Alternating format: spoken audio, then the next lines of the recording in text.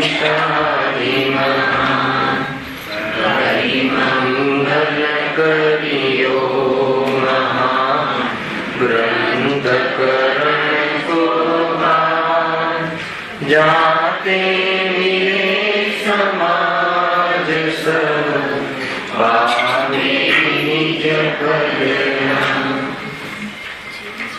જે નિજ ભાવ સદા સુખ નિજનો કરો પ્રકાશ જે ગંભીર ભવ દુઃખ ધણી કરે છે સત્તાનાશ.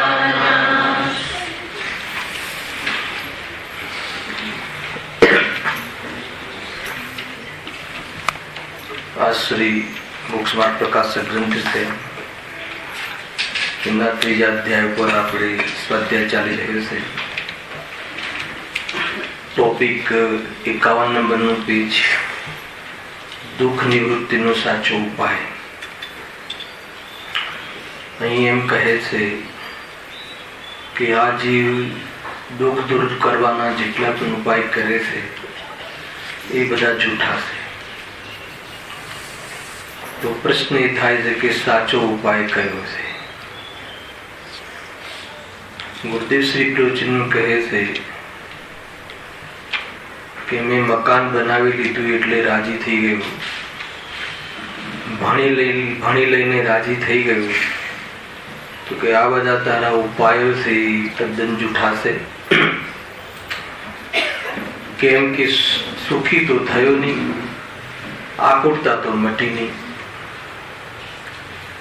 એમ પ્રમાણથી પણ ખ્યાલ આવે છે, પોતાના જીવનથી ખ્યાલ આવે છે. અનેક પ્રકારના ઉપાય કરવા છતાં આકુરતા અંશ માત્ર ઘટી નહીં. તો પછી એ બધા ઉપાયો જૂઠા જ છે એટલો નિર્ણય તો કરજે. એમ અહીં આશીર્વચનમાં પણ કહે છે. તો તરત જ પ્રશ્ન થાય છે કે સાચા ઉપાયો કયા છે? ગઈકાલે આપણે આ પેરેગ્રાફ ચર્ચામાં લીધો હતો, ફરીથી વાંચી લઈએ છીએ. એ પ્રમાણે આ સંસારી જીવે સુખ માટે કરેલા ઉપાય જૂઠા જાણવા, જૂઠા ભાષિત થાય છે કે નહીં એની પરીક્ષા કરવી. સાથે એટલો નિર્ણય થાય તો પણ સ્વાધ્યાયની સફળતા કહી શકાય છે. હું જે ઉપાય કરું છું એ જૂઠા છે એવી આપણને ખબર પડે તો જીવને સાચા ઉપાયનો પુરુષાર્થ કરવાનો પ્રારંભ થઈ શકે. એમ મુખ્ય વાત છે.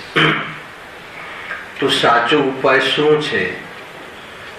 જ્યારે ઈચ્છા દૂર થાય અને સર્વ વિષયનું એક સાથે ગ્રહણ રહ્યા કરે તો એ દુઃખ મટે. ઈચ્છા હતી ને તો ઈચ્છાના અનુસાર તો કોઈ પરિણામ થતું નથી. તો કાં તો ઈચ્છા દૂર થઈ જાય અને સર્વ પદાર્થોનું જાણવું થઈ જાય. તો કહે છે કે તારી આકુરતાનો અંત આવી જાય. તો ઈચ્છા કઈ રીતે મટે? તો કહે છે કે હવે ઈચ્છા તો મોહ જતા જ મટે. અને સર્વનું જાણવા માટે શું કરવું પડશે? તો કેવળ જ્ઞાન થતા જ થાય. આટલી વાત અહીંયા આપણે ગઈકાલે ચર્ચા કરી. ઈચ્છા મોહના કારણે પેદા થાય છે. મોહ રહિત ઈચ્છા અભાવની ઓર છે. મોહ સહિતની ઈચ્છા નવી ઈચ્છાને પેદા કરવામાં નિમિત્ત બને છે. એની ચર્ચા છે. તો હવે પ્રશ્ન એ છે કે મોહ કઈ રીતે મટે? ઈચ્છા મટાડવી તો મોહ મટાડો. અને એની ચર્ચા કાલે કરી હતી. મોહ એટલે ભ્રમ. જે આપણને પર પદાર્થમાંથી સુખ મળે છે એવો ભ્રમ છે. એને લઈને એને મેળવવાની ઈચ્છાઓ રહ્યા કરે છે. અને કદાચિત યોગથી મળી જાય તો ટકાવવાની ઈચ્છા રહ્યા કરે છે. તો એને લઈને આકુરતા થાય છે. તો ઈચ્છા મટાડી છે. મટાડવો હોય તો ઈચ્છા મટાડ, ને ઈચ્છા મટાડવા માટે મોહ મટાડ. તો મોહ કઈ રીતે મટે? એનું આગળ એક લીટીમાં સામાન્ય એક પ્રકારથી ઇશારો કર્યો છે. તેનો ઉપાય સમ્યક દર્શન આદિક છે એટલું કહીને છોડી દીધું છે. મોહ મટાડવાનો ઉપાય સમ્યક દર્શન. હવે સમ્યક દર્શન આદિક, સમ્યક દર્શન, સમ્યક જ્ઞાન, સમ્યક ચારિત્ર.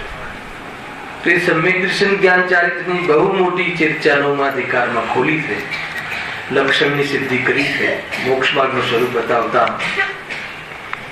સામાન્ય રીતે કહીએ તો સમ્યક દર્શન એટલે શું? તો કહે છે કે પોતાની પહેચાન. આ જીવને પોતાની પહેચાન નથી. મૂળભૂત તો એ પડી છે ને, સ્વ પરનું વેદ વિજ્ઞાન નથી. એ સ્વ શું છે એની ઓળખાણ નથી. જ્ઞાન સામાન્યનો પરિચય નથી અથવા સ્વભાવનો પરિચય નથી. એ પરિચય થઈ જાય તો સમ્યક દર્શન. જ્ઞેયાકાર જ્ઞાનમાં જ્ઞાન સામાન્યનો આવિર્ભાવ થયો. હર સમય જ્ઞાનના વ્યવસાયમાં જ્ઞાન સ્વભાવ મારો છે, હું જ્ઞાન સ્વભાવ મારું પડમીન છે એવું ભાન રહેવું ખ્યાલ અમૂલ છે. અને એમાં જે જ્ઞેય જણાય છે એ પરદવ્ય છે. એ સંબંધી જાણવું એ તો મારો સ્વભાવ છે. એ રીતે પોતાના સ્વભાવનો નિર્ણય થવો એનું નામ સમ્યક દર્શન છે. મૂળ વાત અહીંયા એ છે, પહેચાન નથી. આપણને આપણી પહેચાન નથી. કઈ વાર લીધું આપણે મને હું જાણું છું, મારો જાણવાનો સ્વભાવ છે એ ભૂલ્યો છે જીવ. મને ક્રોધ આવ્યો, મેં ખાધું, આગળ બહુ આવી ગયું, મેં સૂંઘ્યું, મેં ચાખ્યું, પણ મેં જાણ્યું. અને આ જાણવાનો મારો સ્વભાવ છે. એ સિવાય અન્ય જ્ઞેયોમાંથી જાણવું થતું નથી ને અન્ય જ્ઞેયોમાંથી આનંદ આવતો નથી. એમ જ્ઞેયનું જ્ઞેયરૂપ સ્વરૂપ અને જ્ઞાનનું જ્ઞાનરૂપ સ્વરૂપ, રાગ અને જ્ઞાન બંને છે ખરા, પરંતુ બંનેના વિભાગ વાળું જ્ઞાન, વિવેક વાળું જ્ઞાન ન હોવાના કારણે આજે આત્મદર્શન ન હોવાના કારણે આજે પરને પોતાના તરીકે માનતો આજે તે સંબંધી ચાકરી કરે છે અને એના ફલમાં સજા છે 4 ગતિની, એમાં જેલ મળે છે એમ અહીંયા કહે છે. તો ઉપાય શું થયો? સમ્યક દર્શન આદિ એટલું કહ્યું છે. સિર્ફ ગઈકાલે તો ઘણી ચર્ચા લીધી પણ હતી પ્રકાશભાઈ. સમ્યક દર્શનમાં એક સમયની જ્ઞાનની અથવા એક સમયની પર્યાયમાં પૂરો પરમાત્મા કેવી રીતે જોતા આવડવું જોઈએ કે આમાં મારું શું છે અને મારું શું નથી. જે મારું છે એ ક્યારે જાય નહીં અને જે જાય એ મારું હોય નહીં. એમ જો એને અંદરમાં એ વિશ્વાસ આવી જાય તો જે જતું રહે છે એ મારું હોય કઈ રીતે શકે એમ ભરોસો આવી જાય તો એવી ઘટનાઓમાં એ બેચેનીને, વ્યાકુળતાને પ્રાપ્ત થતો. અને નિરાકુળતાનો જે સ્વાદ છે, નિરાકુળતાનું જે વેદન છે એ પ્રત્યક્ષ આત્માનું વેદન છે. એને વાસ્તવમાં પ્રગટ રૂપથી આત્મા અનુભવમાં આવ્યો એમ કહેવાય છે. જો એ જ સાચો ઉપાય જાણો. હવે આગળ એ પ્રમાણે મોહના નિમિત્તથી જ્ઞાનાવરણ દર્શનાવરણનો ક્ષયક્ષમ પણ દુઃખદાયક છે તેનું વર્ણન કર્યું. અહીંયા સુધી સારી ચર્ચા હતી કે જ્ઞાનાવરણ કર્મના, દર્શનાવરણ કર્મના ક્ષયક્ષમથી જે જ્ઞાન દર્શનનો ઉઘાડ થાય છે એ મોહના નિમિત્તથી એ જોડે લેવાનું. મિથ્યાત્વના સદભાવ પૂર્વક જ્ઞાનનો જે વ્યવસાય છે એ અજ્ઞાન રૂપ જે જ્ઞાન પરિણમી રહ્યું છે એ દુઃખદાયક છે. કોઈ જ્ઞાન જાણવું એ કોઈ દુઃખદાયક છે એમ નથી. જાણવાનું જે પદ્ધતિ છે, જાણવાની જે તારી રીત છે એ ખોટી છે. જાણવું તો સ્વભાવ છે ને સમીરભાઈ, પણ આપણે કેવી રીતે જાણીએ છીએ એ મૂળ વાત છે. કોઈ કહે કે તમે વારંવાર કહો છો જાણવાથી તો કાંઈ ના થાય, દુઃખ ના થાય. તો જાણવાના સ્વભાવને અનુભવ કરતા એના ખ્યાલ કરીને જાણવું તો આપણે કઈ રીતે જાણીએ છીએ? કોઈ બી પદાર્થને આપણે કેવી રીતે જાણીએ? કોઈ બી એક પદાર્થનું તમારા જીવનમાં તમે નિરંતર જ્ઞાન કરી રહ્યા છો તો એ જ્ઞાન કેવી રીતે પ્રવર્તી રહ્યું છે એનો તમે વિચાર કરો તો ખ્યાલ આવશે. કોઈ બી પદાર્થ જીવનમાં તમારા જ્ઞાનમાં મકાન, આ શરીર બધું જણાઈ રહ્યું છે ને? જાણીએ છે ને મકાન? શું જાણો છો મકાનના બારામાં? હે ને? કેવી રીતે જાણો છો મકાનને? એ બહુ મહત્વનું છે. આપણે કેવી રીતે જાણીએ છીએ? બતાવો, કેવી રીતે જાણો છો મકાનને? કેવી રીતે જાણો?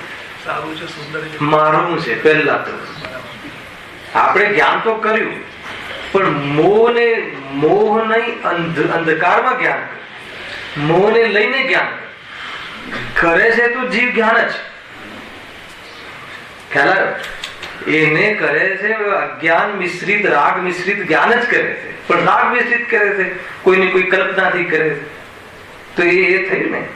તો કહે છે કે એટલા માટે જે જ્ઞાનનો ઉઘાડ જે છે ને, એ જ્ઞાનનો ઉઘાડ તો સ્વભાવ છે, પરંતુ એ સ્વભાવમાં કેવી રીતે દુઃખી થાય છે? સ્વભાવથી થોડી દુઃખી થાય.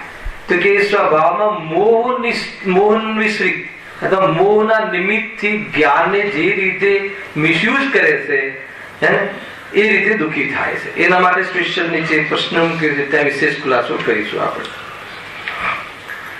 એક એક કર્મ લેશે ને, 8 કર્મ. અત્યારે જ્ઞાનાવરણીય, દર્શનાવરણીય કર્મના 2 કર્મનું એમને સંકેલ્યું અહીંયા કે એના નિમિત્તથી જે જ્ઞાનનો ઉઘાડ થાય છે, એના ક્ષયક્ષમથી એ જ્ઞાનનો ઉઘાડ કેવી રીતે જીવને મોહના કારણે દુઃખદાયક બની જાય છે. કે અગર એ જ જ્ઞાન એ રાગથી ભિન્ન અનુભવ કરે, એ જ જ્ઞાન, બીજું નહીં. આજે કોઈએ કહ્યું હતું મતિ શુદ્ધ જ્ઞાન ને, સાંભળ્યું હતું? હે જીતુભાઈ કહ્યું હતું ને? કેટલા વજનથી કહ્યું? હા, એ જ જ્ઞાન. અત્યારે જે જ્ઞાન વર્તી રહ્યું છે ને ખોટી જગ્યાએ, એ જ જ્ઞાન દેવશાસ્ત્ર ગુરુના માધ્યમથી વિવેકશીલ વર્તે અને જ્ઞાન અને રાગનો વિભાગ ખ્યાલમાં આવી જાય. હું ખોટા વ્યક્તિની આડમાં આવી અને એના કહેવામાં જ્ઞાન મારું ભીડાઈ ગયું અને અંધ બની અને એની ચાકરી કરતો રહ્યું. આ ઉપયોગ તો એનાથી ઉપયોગ બદલાતો રહ્યો, સ્થિર ન રહ્યો, ચંચલ રહ્યો. રાગના મિશ્રિત ઉપયોગ ચંચલતાને પ્રાપ્ત થાય છે. કે રાગ એકરૂપ નથી, રાગ વિષમ છે. એટલે ઉપયોગ એની સંધિ કરે, ઉપયોગ એની મિત્રતા કરે તો ઉપયોગ બદલાય. રાગ ઘડીમાં રાગ કહે કે આ સારો છે તો ઉપયોગ એ બાજુ સારો છે એનું વેદન કરવા લાગે. ઘડીમાં રાગ મોહ મિશ્રિત રાગ એમ કહે કે નહીં આ તો વ્યક્તિ બરાબર નથી તો ઉપયોગ બધી એ રીતે વેદન કરવા લાગે. ખ્યાલ? તો પોતે નિર્ણય નથી કરતો કે ખરેખર કોણ બરાબર ને કોણ બરાબર નહીં, કે વિશ્વની અંદર કયું દ્રવ્ય ખરાબ ને કયું દ્રવ્ય સારું. સર્વજ્ઞ ભગવાનને નથી દેખાતું એટલે કેવલ ધ્યાનમાં કે કોઈ દ્રવ્ય ખરાબ છે ને કોઈ દ્રવ્ય સારું છે, તો તને કેમ દેખાય છે? તો એ જ્ઞાનમાં કોઈ વિકાર છે ને, અથવા તો વિકાર પૂર્વક જ્ઞાનની પ્રવૃત્તિ છે ને, એટલે કહે છે કે તને એની આડમાં તું તારો સ્વભાવ ભૂલી જાય છે. એક સમયની રાગ ભોગ વિલાસમાં તું મોટામાં મોટપ જે છે આત્માની એ ભૂલી જાય છે. એ અહીંયા કહે છે જીનુભાઈ. પકડમાં આવે જો જોરદાર વાત છે ભાઈ. હા, હવે પ્રશ્ન. જ્ઞાનાવરણ દર્શનાવરણના ઉદયથી જે જાણવું થતું નથી તેને તો દુઃખનું કારણ તમે કહો. એ પ્રશ્ન આવવા વાળો હતો ને એટલે ત્યાં આપણે વિશેષ ચર્ચા ન કરી. પરંતુ ક્ષયોક્ષણને શા માટે કહો? પ્રશ્ન જ મૂક્યો સિદ્ધો પંડિતજી કે ભાઈ જ્ઞાન નથી થતું, મને કોઈ પદાર્થ સંબંધી જ્ઞાન નથી જણાતું કોઈ પદાર્થનું, તો એને અજ્ઞાનને એને નથી જણાતું, એને તો તમે દુઃખનું કારણ કહો. પરંતુ અમને આજે જ્ઞાનનો ઉઘાડ, ક્ષયોક્ષમ એટલે શું? ઉઘાડ, જ્ઞાનનો ઉઘાડ. ક્ષયોક્ષમ નામ કેમ આપવામાં આવ્યું? કે ત્યાં જ્ઞાનાવરણીય દર્શનાવરણીય કર્મનો ક્ષયોક્ષમ થાય, એનું નિમિત્ત પણ છે. આ બાજુ એનો જ્ઞાનનો આત્મામાં જ્ઞાનનો ઉઘાડ થાય એટલે એ જ્ઞાનનું નામ ક્ષયોક્ષમ પડે. એ ભેદ કરીને કહ્યું. બાકી જ્ઞાન તો જ્ઞાન છે, જાણવું એ સ્વભાવ છે, અલ્પ જ્ઞાન છે ઉઘાડમાં. તો કહે છે કે એ જાણવાના સ્વભાવને તમે શા માટે એમ કે દુઃખનું કારણ કહો છો? બહુ સુંદર જવાબ આપે છે પંડિતજી, લાક્ષણિક જવાબ આપે છે. જો જાણવું ન બને એ જો દુઃખનું કારણ હોય તો પૂતગલને પણ દુઃખ થાય. કેટલું જોરદાર જવાબ આપે. આ પૂતગલ છે ને, હવે એ તો જાણતું જ નથી. અજ્ઞાન એટલે કે જેનામાં જ્ઞાન નથી, આનામાં તો જ્ઞાન જ નથી, તો આ તો દુઃખી ને દુઃખી રહે. તો કહે કે એને પણ દુઃખ ઠરે. પણ દુઃખનું મૂળ કારણ તો ઈચ્છા છે. બહુ જ સાવચેતીથી વાંચજો આમાં. દુઃખનું મૂળ કારણ તો ઈચ્છા છે અને તે ક્ષયોક્ષમથી જ થાય છે. ડેન્જર વાત છે. જો અડધું વાક્ય વાંચ્યું છે, પૂરું નથી વાંચ્યું. નિમિત્ત પ્રધાન કથન છે અહીંયા સુધી પરમાર્થની વાત નથી કરી. શું કહે છે કે પણ દુઃખનું મૂળ કારણ તો ઈચ્છા છે અને તે ક્ષયોક્ષમથી જ થાય છે. ક્ષયોક્ષમ એટલે જાણવાથી જ થાય છે. એટલા માટે મેં પહેલા પદ્ધતિ બતાવી દીધી કે આપણે પદાર્થને કેવી રીતે જાણીએ છીએ. એટલે આપણું જ્ઞાન મોહને લઈ અને દુઃખમાં નિમિત્ત બને. આ પદાર્થ મારો, તારો, સારો, ખરાબ, એ કાર્ય કોનું છે? મોહ. હવે જ્ઞાને મોહની આડમાં પદાર્થને એવું ગાઢું જ્ઞાન, જો જ્ઞાનનો ગાઢ જ ના હોત તો એમ પણ કેવી રીતે જાણે? તો એ જ્ઞાન વિવેક ખોઈ અને દુઃખમાં નિમિત્ત બન્યું, એ રીતે કહે છે. નિમિત્ત પ્રધાન કથન છે. આપણે એમ કહીએ છીએ ને કે ભાઈ જાણીએ તો દુઃખ થાય છે. માનો કે આપણને એક તો એ વ્યક્તિને એક દુઃખથી નસકે, એ વ્યક્તિને એક વ્યક્તિને બીજી વ્યક્તિ પ્રત્યે દ્વેષ છે, આપણે જાણીએ છીએ. સમજો એમ કહીએ ને દુઃખથી નસની દવાઓ, એ એક ગ્રંથા. હવે આપણે પાછું એક તો એને એ વ્યક્તિને જોઈને તો એને શું થાય છે? આકુરતા થાય છે, મોહના કારણે, દ્વેષના કારણે, જે બી હોય.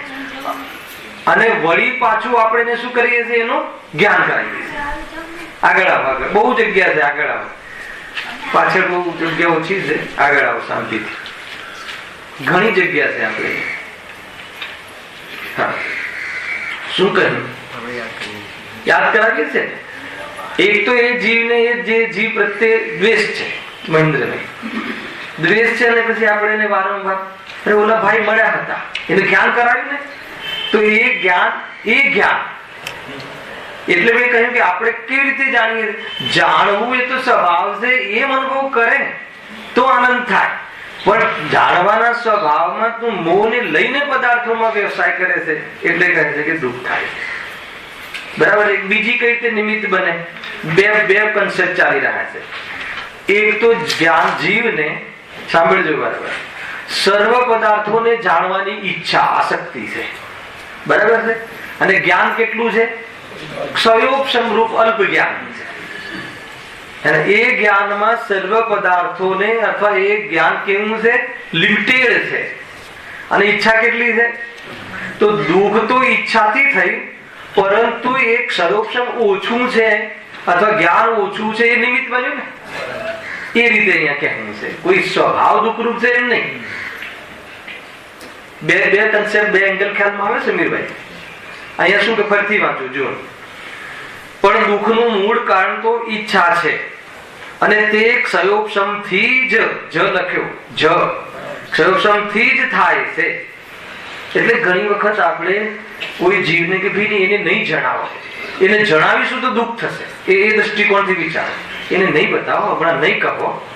હે ને, મેરેજ હોય, મેરેજના દિવસે કોઈ એના માતા પિતાનું કોઈ અવસાન થયું હોય તો કે હમણાં નહીં જણાવો. જાણવાનો તો સ્વભાવ છે. જાણવાથી કેવી રીતે દુઃખી થશે? બતાવો. હવે ત્યાં કઈ રીતે નક્કી કરશે? બને છે કે નથી બનતું? આપણા પ્રસંગોમાં પિતાશ્રી બીમાર હોય કે કોઈ નજીકનું સગું હોય, ત્યાં હોસ્પિટલમાં હોય, અને આ બાજુ હવે 7 ફેરા ફરવાની તૈયારી હોય ને કોઈ નજીકનો જીવ જાણી જાય કે ભાઈ પતી ગયું છે એમનું, મતલબ કે અવસાન થઈ ગયું છે, તો આ બાજુ શું ભાઈ કહેતા નહીં, એમને કહેતા નહીં, એમને જણાવતા નહીં. અને એ જાણશે તો શું થશે?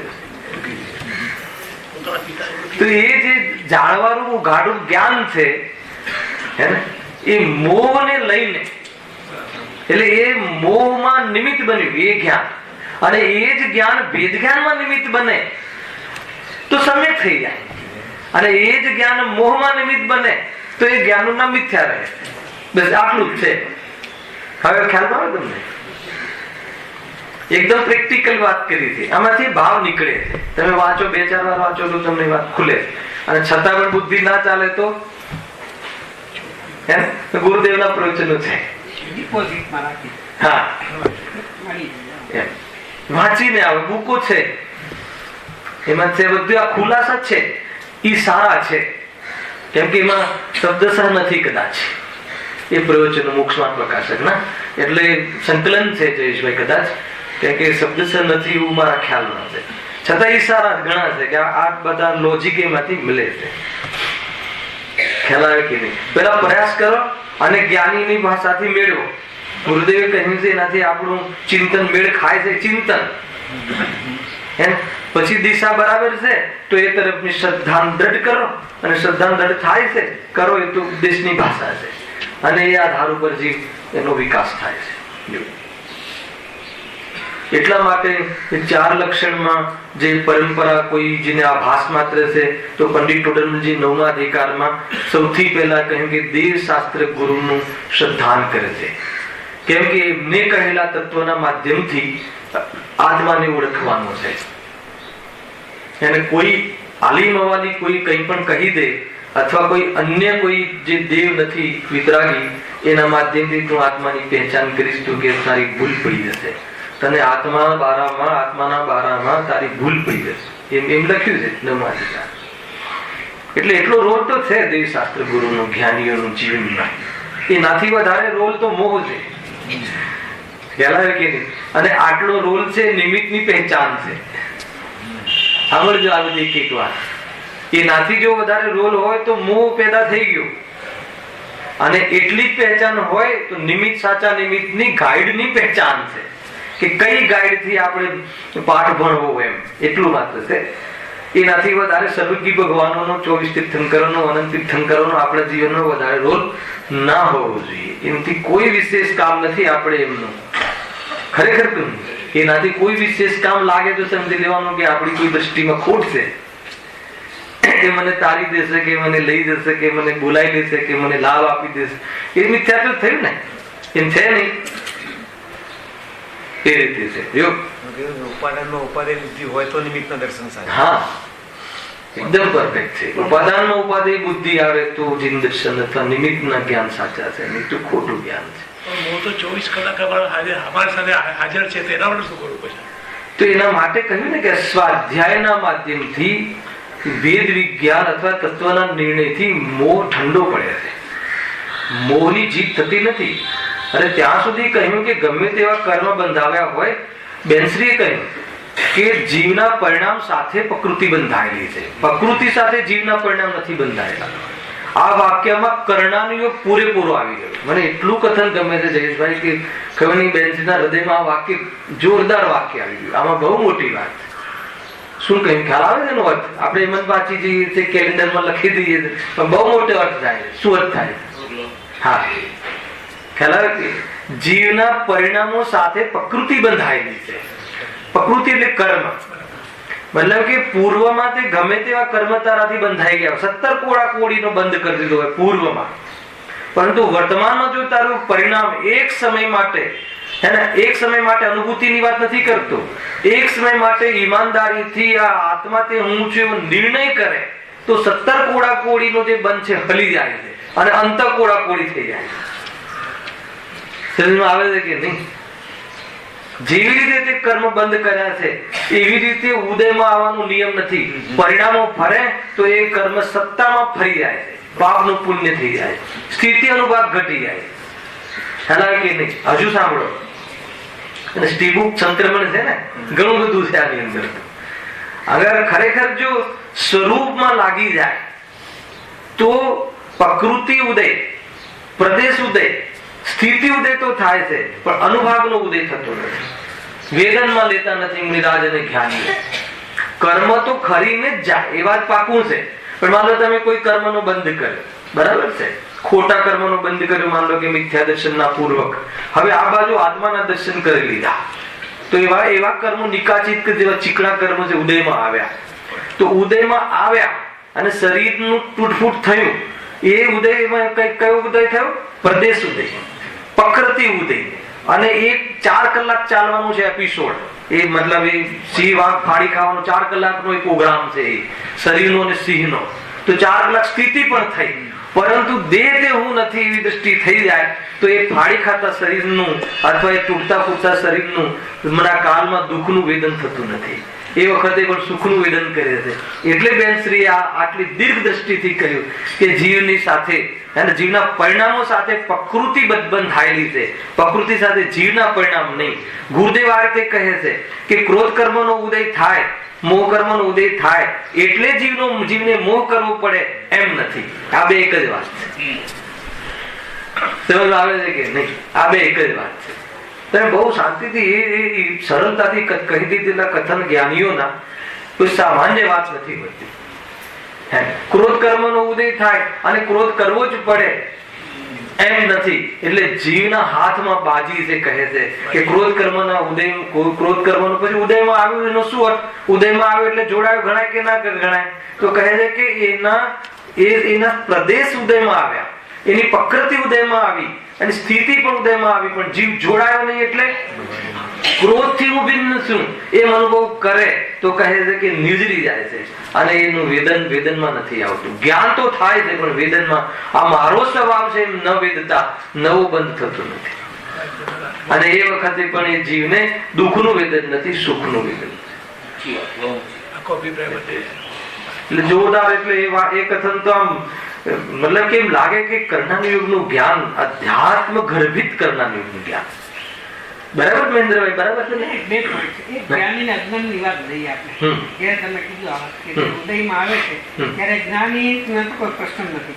એ સમયે અજ્ઞાની માનવે ક્રોધ ન કરે તો એનું જોડાણ તો કહેવાય કે ના કહેવાય? ક્રોધ ઉદય આવ્યો, આમાં ઉદય આવ્યો એટલે ક્રોધ તો થયો છે. ઉદય એને જ કહે છે પણ એને વેદ્યો નહીં. સાંભળો, બહુ સરસ પ્રશ્ન.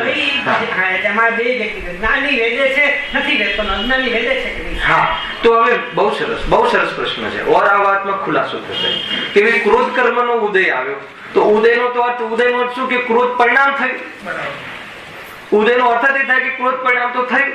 હવે ક્રોધ પરિણામ થયું પણ એ પરિણામને પોતાનું માને તો ને, પોતાના સ્વભાવમાં ભેટવે તો ને. એને સ્વભાવ એટલે એમાં જુઓ કોને ક્રોધ કરાયો એ વાત નીકળી ગઈ કે પેલા ભાઈ એ કરાવ્યો એ તો દ્રષ્ટિ જ નથી.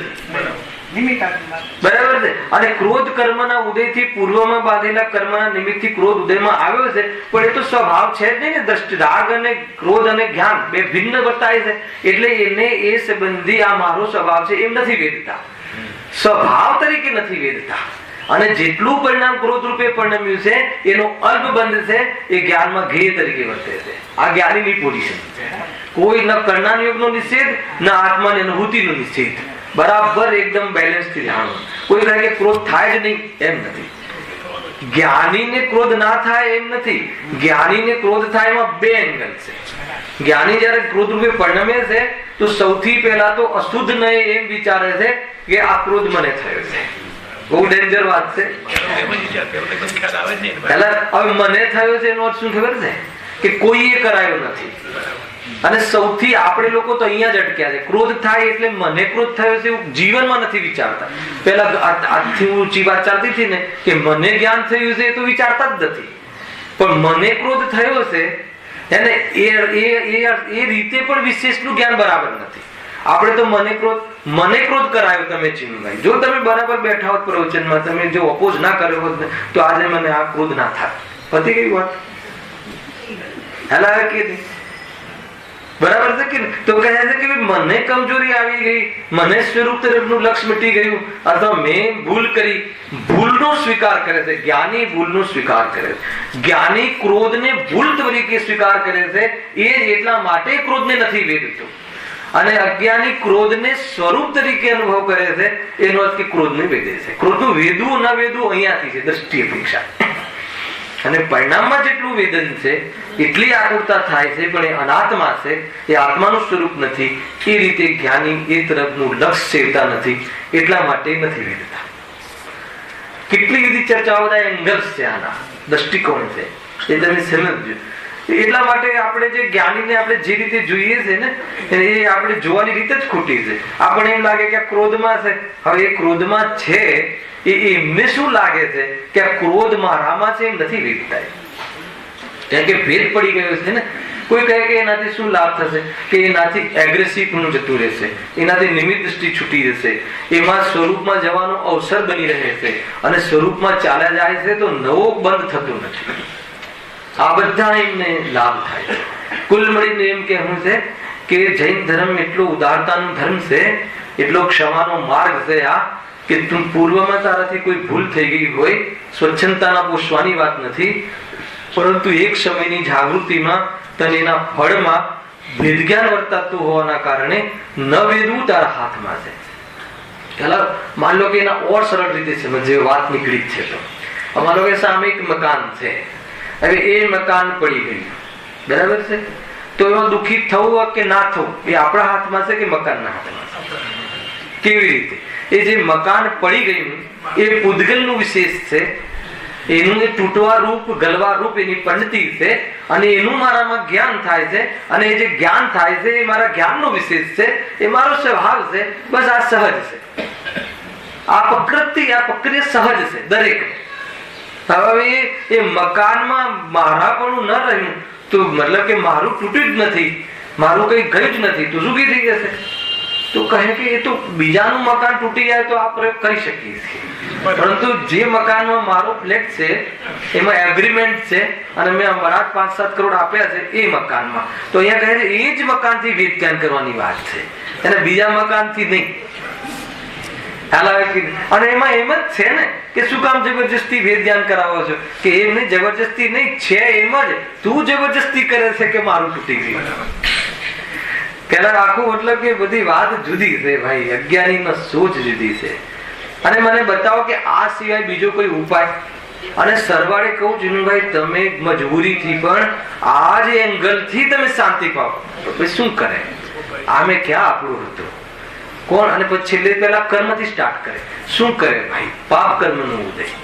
પછી ભલે ગુંડાઓથી ડરીને કે સરકારથી ડરીને કે જેવી, પણ અંતમાં એને જે કન્સેપ્ટો સિદ્ધાંતો તો આ જ લેવા પડે.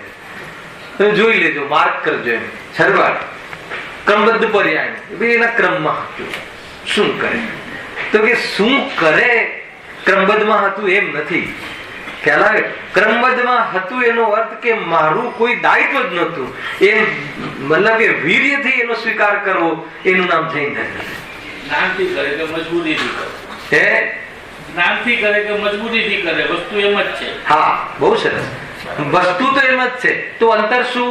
મજબૂરીથી કરે એમાં ખેદ છે, અને જ્ઞાનથી કરે એમાં નિરાકુરતા છે. અંતર એ છે. મજબૂરીથી કરે એમાં કઠોર કર્મનો બંધ છે, હેલાય કે નહીં, અને જ્ઞાનથી કરે એમાં નવા કર્મનો બંધ નથી. અંતર તો આ છે, પરંતુ કરે જ્ઞાનથી કે મજબૂરીથી, વસ્તુ તો એમ જ છે. બહુ સરસ. ખ્યાલ કે નહીં? ચાહે એ મજબૂરીથી કહે કે ભાઈ ક્રમબદ્ધ પર્યાય, અને જ્ઞાનીજી જ્ઞાનના માધ્યમથી કરે તો વસ્તુ તો એમ જ છે, પરંતુ જે રીતે જ્ઞાનનો વ્યવસાય કરવાનો છે એ રીતે કરે, જ્ઞાનમાં રહીને તો કહે છે કે આનંદ લઈશ, અને મજબૂરીથી તો કે એ તો દબાણ છે, એ તો કે તને અંદરમાં ભાર છે. એટલું મતલબ કે ઔષધિ તો વેદ જ્ઞાનની છે. હવે એ જ્ઞાન ને જ્ઞાન છે એને કેવી રીતે સેવન કરવું, સેવન કરવાનો પ્રયોગ, જ્ઞાન બધાની પાસે છે, પણ સેવન કરવાનો જે પ્રયોગ છે એ પ્રયોગમાં અગર ભૂલ પડી ગઈ તો કહે છે કે એ જ્ઞાન તને 7 નરક દેખાડ દેશે, 84 લાખ યોની દેખાડ દેશે. એ જ્ઞાન ને અહીંયા કહે છે કે દુઃખમાં નિમિત્ત આવે છે કે નહીં? અરે લોકમાં પણ જોવામાં આવે છે, લોકમાં જે ચીજો જીવને સુખમાં નિમિત્ત બને છે એ જ જીવ એને ઘણી વખત તકલીફમાં મૂકી દે છે. જો એની બરાબર માનો કે આપણે 100 કરોડ કમાવ્યા, કે દુનિયાની અંદર ધન કમાવું એ મતલબ કે ઉત્કૃષ્ટ કાર્ય ગણાય છે, અને બહારમાં અનુકૂળતા પ્રદાન કરવામાં નિમિત્તભૂત એક મૂળ પ્રાણ છે ધન, એને સંસારી જીવનો. ઘણી વખત એ જ ધન એ વ્યક્તિના કુટુંબને બરબાદ કરી નાખે છે, સપ્તવ્યસનમાં નાખી દે છે.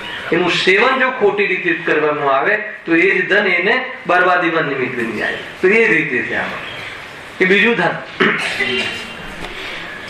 એટલે આ જ જ્ઞાન ઉઘાડ રૂપ જ્ઞાન એ અરે શાસ્ત્ર જ્ઞાન પણ જીવને મતલબ કે ખોટાર્થ કે આ છે ને આખો સાતમો અધિકાર આભાસ પ્રાપ્ત કરી લે છે, નિશ્ચયાભાસમાં જતો રહે છે જી. શાસ્ત્રોના અર્થ કાઢતા ન આવડે અથવા મોહના વશે મંધમતા અર્થ કાઢી લે અને પોષણ કરે છે તો એમાં આભાસો ઉભા થાય છે. આવા વાળો છે સાતમો અધિકાર જયારે આવશે ત્યારે જોરદાર અધિકાર છે. આવડા સમજમાં આવે છે. વાત શું હતી અહીંયા જો કેવી રીતે દુઃખનું કારણ બને છે એ ચાલે છે. ક્ષયક્ષમ જ્ઞાન. હા ફરીથી પણ દુઃખનું મૂળ કારણ તો ઈચ્છા, બરાબર છે, અને તે ક્ષયક્ષમ થી જ થાય છે. જ મૂક્યો ક્ષયક્ષમ થી જ થાય છે. નિમિત્ત પ્રધાન કથન છે અહીંયા સુધી કે ક્ષયતારું જ્ઞાન એમાં નિમિત્ત બન્યું, ખ્યાલ અથવા મોહના નિમિત્ત થી જ્ઞાન અજ્ઞાન થઈ ગયું. બે માંથી કોઈ બી બંનેમાં નિમિત્ત નિમિત્ત. ગુરુદેવ આ રીતે બોલે છે બંનેમાં નિમિત્ત નિમિત્ત સંબંધ. નિમિત્ત નૈમિત્તિક નથી બોલતા, નિમિત્ત નિમિત્ત બોલે છે. ખ્યાલ એટલે આ બાજુનું નૈમિત્તિક લઈએ વિવક્ષા વિવક્ષિત કાર્ય માની લો કે જેને કહેવાય કે ક્ષયક્ષમનું નૈમિત્તિક કાર્ય લઈએ તો મોહ નિમિત્ત, અને મોહનું નૈમિત્તિક કાર્ય લઈએ તો ક્ષયક્ષમ નિમિત્ત. ખ્યાલ આવે છે કે નહીં? તો અથવા એના માધ્યમથી ક્ષયક્ષમ કઈ ખરાબ કામ કરાવે છે એમ નથી, પણ એના માધ્યમથી એના આડમાં એના આશ્રયથી એના આધારે આ મોહની પ્રવૃત્તિ વધારી. તો જ્ઞાનને લઈને આપણે મોહની પ્રવૃત્તિ વધારી તો એ જ્ઞાન આ જીવને તાત્કાલિક તો આકુરતાનું કારણ બન્યું, પણ આગામી કાળમાં પણ કર્મબંધ થવાના કારણે ભવિષ્યની પણ વ્યવસ્થામાં નિમિત્ત બન્યું. કઈ વ્યવસ્થામાં? ભવિષ્યની ગરખડવાની. એ રીતે ગજબ છે. જે જ્ઞાન એટલા માટે જ્ઞાન કહો ઉપયોગ કહો, અહીંયા ગાયકની વાત નથી, અહીંયા ઉપયોગની વાત. ઉપયોગ બહુ કિંમતી છે. ગાયકમાં લગાડવાનું છે ઉપયોગ, ગાયકનો સ્વીકાર કરવાનો છે ઉપયોગ. ખ્યાલ કે નહીં? એ છે. અત્યારે આપણે કઈ વાર કહ્યું મેં કે આપણો ઉપયોગ તો લિમિટેડ છે. આ વાત બરાબર ધ્યાન રાખજો સંકેત. આપણો ઉપયોગ કેટલો છે? લિમિટેડ છે. અને એમાં ઉદાહરણ આપું છું, મતલબ કે અત્યારે નવા યુગનું જે છે ને આવિષ્કાર 5 GB ની આપણી પાસે માન લો કે કેપેસિટી વાળી શું કહેવાય પેન ડ્રાઈવ, બરાબર સમીરભાઈ? 5 GB ની તમે લઈ આવે. હવે પેન ડ્રાઈવમાં દીકરાના હાથમાં આવી ગઈ. હવે એમાં 3 GB માં તો એને પિક્ચરના ગીતો ભરી દીધા. 2 GB માં પછી કેટલા પ્રવચન આવે? જેટલા 2 GB ખાલી છે એટલા જ પ્રવચન આવશે. હવે ખ્યાલ આવી ગયો તમને? આ કયા પેન ડ્રાઈવ ની વાત છે?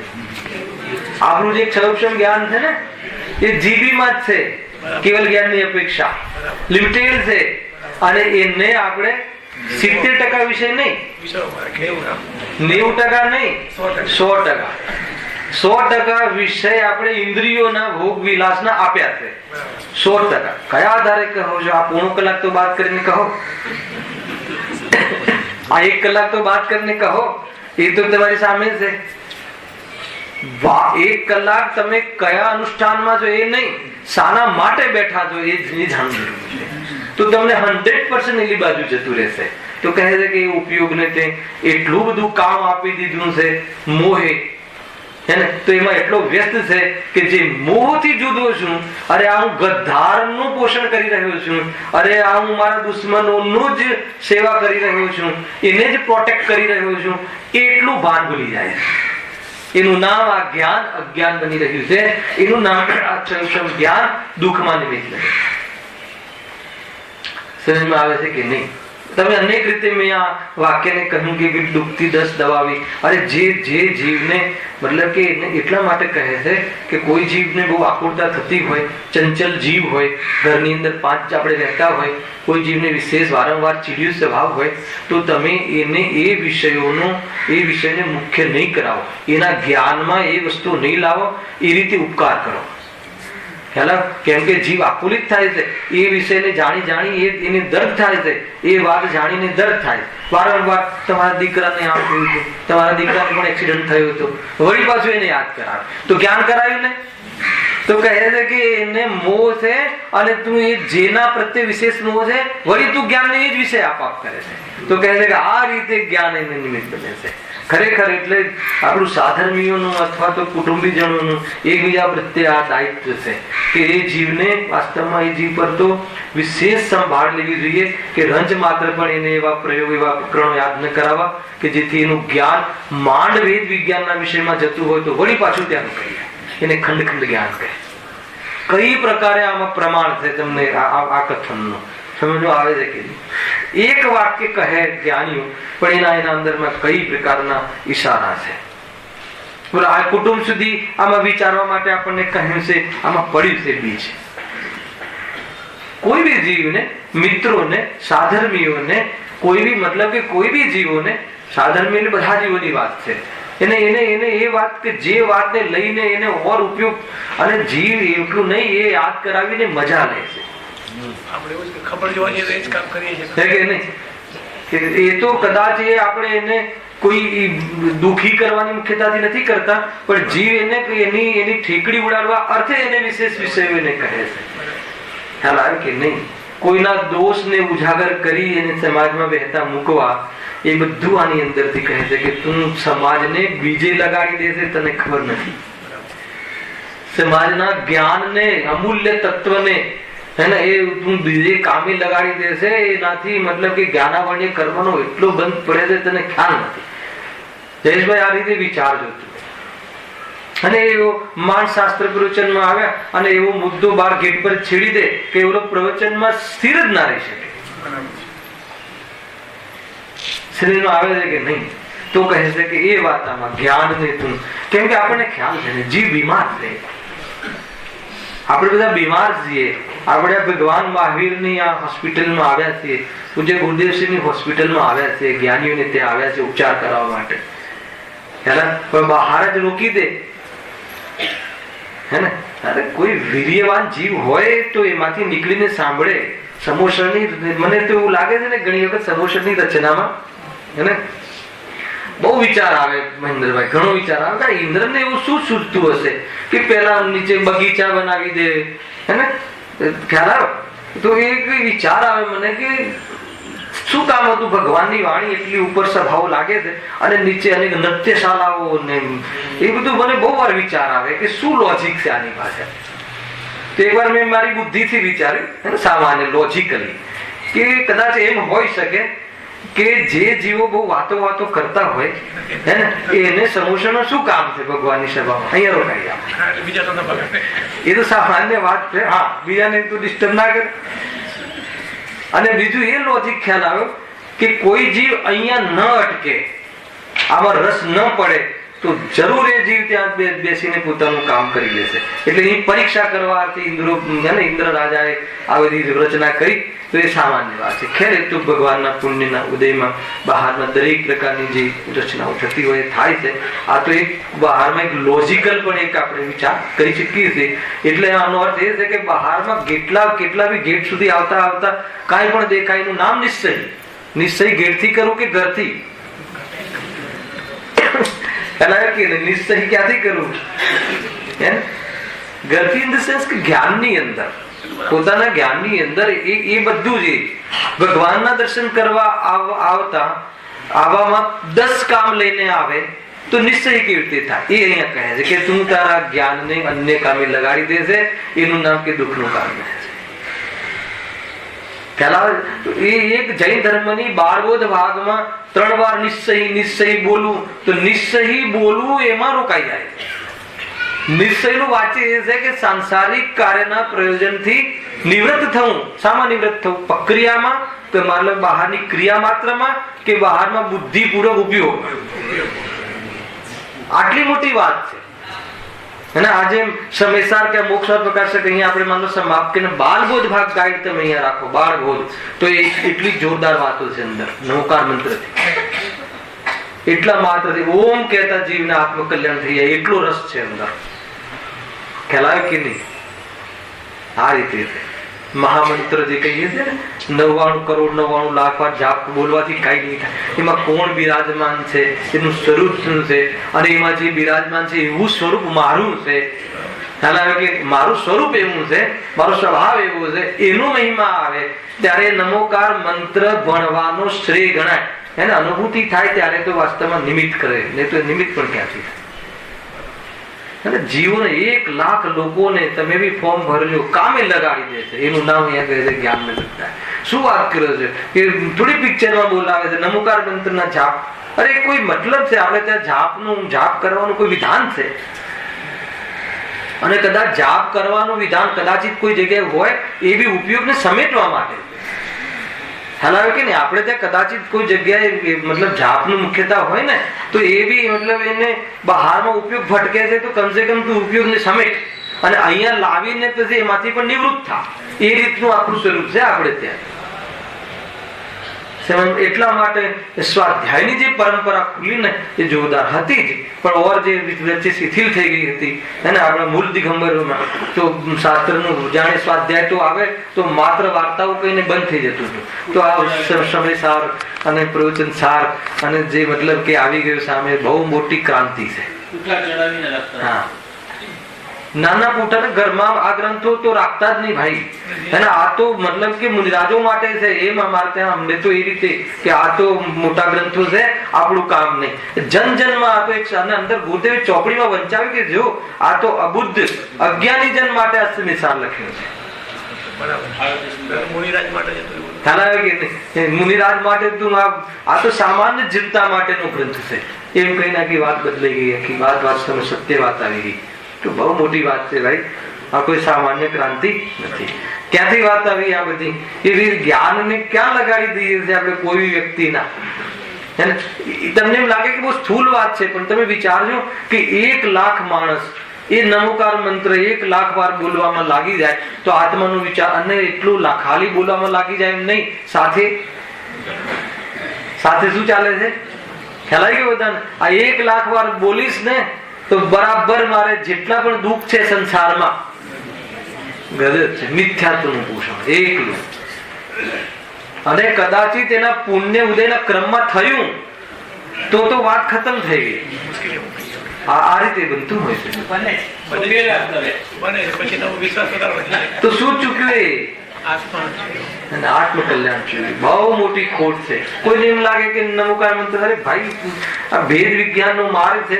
હર સમય જ્ઞાનની અંદર રાગ અને જ્ઞાન, રાગમાં મારો લાભ નથી, એની અંદરમાં હંમેશા ભેદ જ્ઞાનની પુષ્ટિ અને વિતરાગતાની શોભા અંદરમાં વધવી જોઈએ. તો કહે છે કે તને દુનિયામાં બધી જગ્યાએ તને પ્રોબ્લેમ નહીં આવે. કોઈ જગ્યાએ કોઈ પ્રયોજનવશ પહોંચવું થયું ઉદયવશ, તો કહે છે કે તું નહીં જોડાય, તને ત્યાં નહીં ફાવે, તને ત્યાં તારું કોઈ જગ્યાએ તને ત્યાં તારું કોઈ પ્રયોજન નહીં ભાષે તો તને કોઈ પ્રોબ્લેમ નહીં થાય. કોઈ શું કરે છે એની સાથે તારે કાંઈ મતલબ નથી, તારા જ્ઞાનને વિષય ખોટા નહીં આવે. એટલો મોટો અને સૌથી મોટી બીમારી એ છે કે આપણે આપણા જ્ઞાનને અપ્રયોજનભૂત વિષયો બહુ આપી દઈએ. અને પ્રયોજનભૂત વિષય કેટલા છે? લખ્યું 9મા અધિકારમાં કે જીવે કેટલો વિચાર કરવો જોઈએ કે દેહ શાસ્ત્ર ગુરુનું સ્વરૂપ, 7 તત્વનો વિચાર અથવા 9 પદાર્થનો વિચાર, સ્વ સંબંધી વિશેષ વિજ્ઞાન રૂપ વિચાર અને આત્મા સંબંધી એનો પરિચય. તારા વિચારની કોટીમાં ક્રમથી આટલો વિષય હોવો જોઈએ. આ સિવાય બાકીના જે વિષયો છે સમજી લે કે જ્ઞાનની બરબાદી છે. અને આ વિચાર પછી એનું સ્વરૂપમાં એ તારું શ્રદ્ધાંબેડ થતું હોય તો કહે છે કાર્યકારી છે, નહીં તો અહીંયા સંતુષ્ટ થઈ ગયો આટલા ગ્રાફમાં તો કહે છે બરબાદી છે. તો વધારામાં વધારે એક વાર સ્વર્ગમાં જઈ આવીશ, એનાથી વિશેષ કોઈ લાભ નહીં થાય. કેટલી બધી સાવધાની, કેટલી સાવચેતી, કેટલો દ્રષ્ટિકોણ, સૂક્ષ્મતા. કહે છે કે જીવ કોઈ બી જગ્યાએ ના અટકે એવી કરુણા જ્ઞાનીઓને આવતી હોય છે. હલાવે છે કે ગજબની વાત છે આ. જો આપણને એવું લાગે ઘણી વાર કે વાત કેટલી સામાન્ય છે, પણ એવું નથી. અને એના કારણે મતલબ કે 84 ના ફેરા થઈ રહ્યા છે.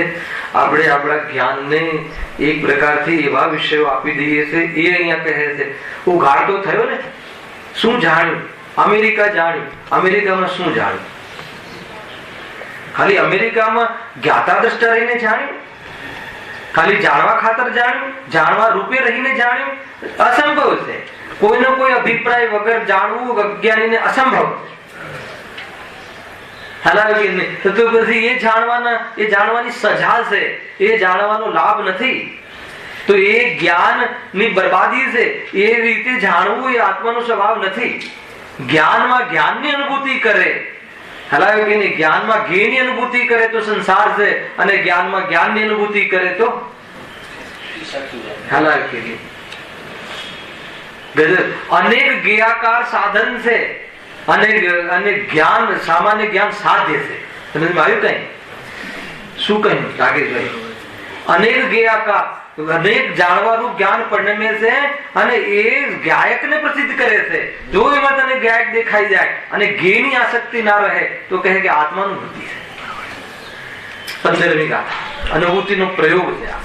એ રીતે સાચો ઉપાય એ રીતે એને સાધન કીધા ને, જ્ઞાનની પ્રસિદ્ધિ કરે છે. એ રીતે હા, જ્ઞાનની પ્રસિદ્ધિ કરે છે. એ રીતે જ્ઞાતને હા, એ રીતે અનેકાકાર જ્ઞેયાકાર જ્ઞાનને સાધન કહ્યું વિશેષને, અને એ વિશેષને સાધન બનાવ્યું નહીં, અને એ વિશેષમાં રોકાઈ ગયું.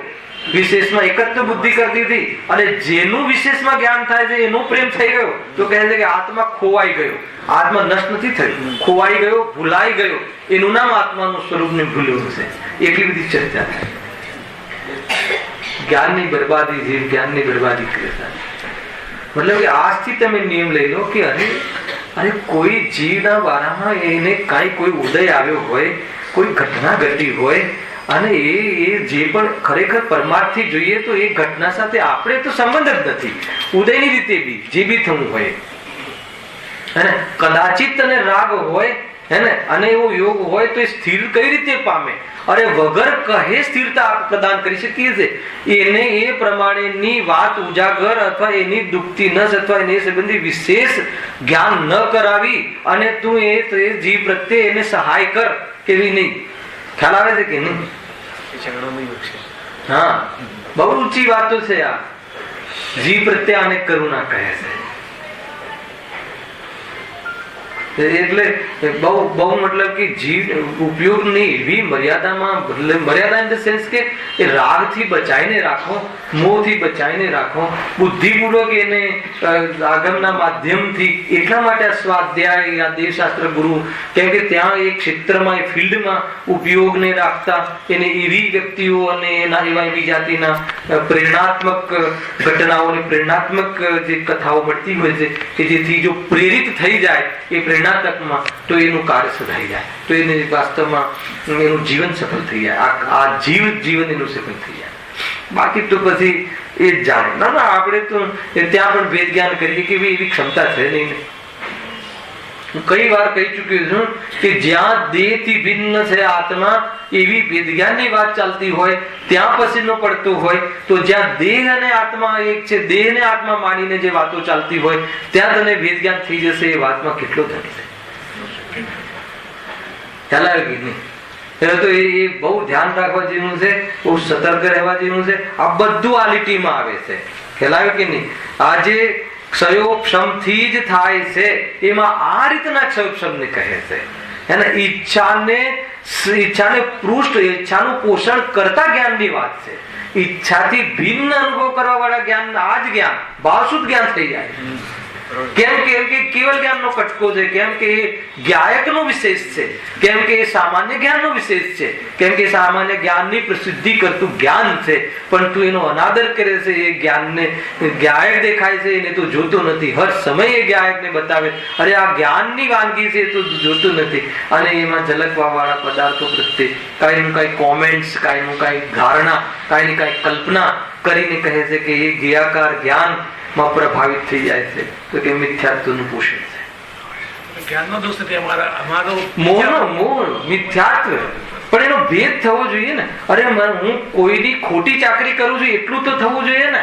આ મોહની ચાકરી કરું છું, ખોટી મોહની નોકરી કરું છું, તો એટલું તો ખ્યાલ આવવો જોઈએ ને કે આ હું મારા ઘરમાં મારા દુશ્મનનું પોષણ કરી રહ્યો છું, એટલું તો જ્ઞાન થવું જોઈએ ને.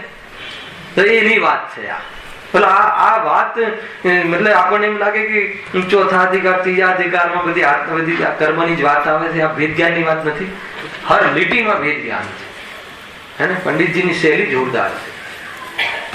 એને કઈક મેસેજ આપવા માંગે છે કે ભાઈ તને આત્મા સુંદર છે, એ ભાષિત થવા પહેલા તારે જે પડાવમાંથી નીકળવું પડશે ને, એ ત્યાં બેસી રહે. અને આત્મા સુંદર છે એ તને સ્વાદમાં નહીં આવે. આત્મા તો સુંદર જ છે, સ્વાદમાં નહીં આવે. એનો પરિચય નહીં થાય તો સ્વાદ કેવી રીતે લેશે, આનંદ કેવી રીતે આવશે? સ્વાદ એટલે આનંદ, તો એનો પરિચય તો થવો જોઈએ ને. કહ્યું 2-4 પ્રવચન પહેલા કે ભાઈ 1 કરોડ રૂપિયાના 2 કરોડ થઈ ગયા છે શેરમાં, પણ એ તો થઈ ગયા છે, એ તો પરિણામ થયું જ છે. તું ન જાણે તો પણ આનંદ તો ત્યારે આવશે કે જાણે. 2 કરોડ થઈ ગયા તો આનંદ લેશે ને, એ સંબંધી ઉદાહરણ છે. નહીં તો પાછા બેન કહે છે 2 કરોડમાં આનંદ ક્યાંથી આવે? ઉદાહરણ